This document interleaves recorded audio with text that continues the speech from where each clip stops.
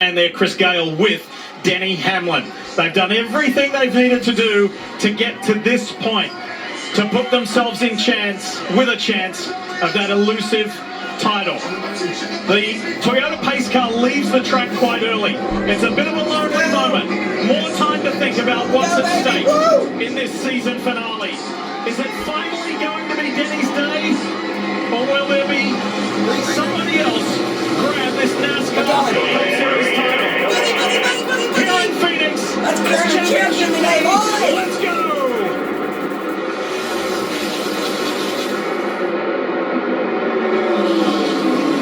That traditional fan out. They're looking to find their spot as they get into their early race rhythm. Hamlin leads down the backstretch.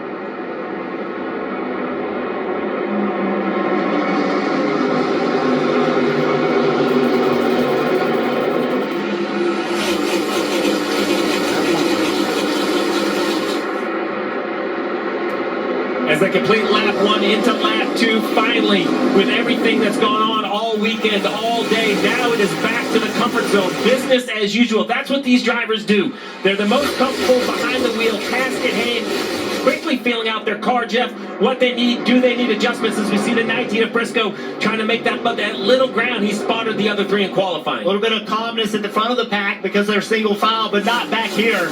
Briscoe knows how important track position is. Restarts, initial start of the race is the time to get track position if you can. It was worrying times during practice for that 19 team, the Bass Pro Shops Toyota of Joe Gibbs Racing. Qualifying yesterday, they weren't quite sure what they were going to have. And Chase Briscoe said, I was actually quite surprised to be 12th. I thought it might not be that good. So he knows what's at hand here and how he has to work his way forward fairly swiftly. Now that he's gotten by, made the pass, now he's able to really start thinking about his race car. You see him immediately to the bottom of the racetrack.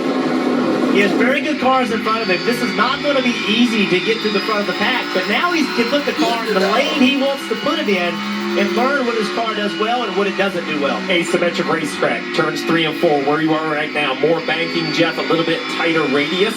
Now you head to the start-finish line. This is the dock leg that was talked about multiple times in pre-race.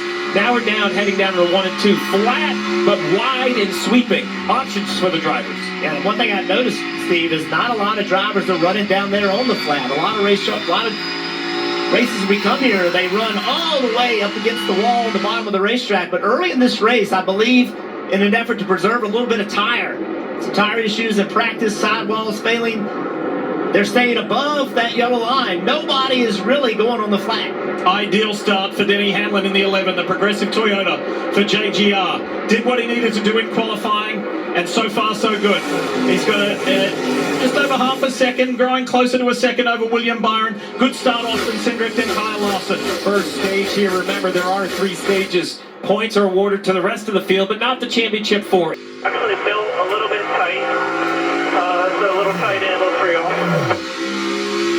It sounds crazy when you're talking about a 2-time Daytona 500 winner as a pivotal moment in his career, but last weekend in Martinsville has still got everybody talking about the way that this man, William Byron, went about winning that. But Denny Hamlin knows that he's got to find something different. What he's been doing in 3 and 4 wasn't working. So now look at him. He's trying a different line. He was all the way down here on the bottom of the racetrack. Now he's in the 2nd and 3rd groove, catching some lap traffic. Denny Hamlin now will be forced to the bottom of the racetrack. Williams saw that, so he went to the middle where hopefully he was looking for some clean air. Let's see what Denny Hamlin does this time. He's got a little bit of a gap, so it's an opportunity to experiment, but right back to the bottom. Hamlin said coming into this championship finale that yes, while he's got a specific philosophy about car setup, he said, I won't go into the race with a hard and fast strategy, Steve. I have to be adaptable and change with the circumstances. Well, you don't win 60 races without understanding that it's nearly impossible to predict what's going to go on during these races. You see Jeff Gordon. You see that fiery reaction from Jeff? You can't tell me that he doesn't ride every lap with the drivers that drive the race cars he oversees.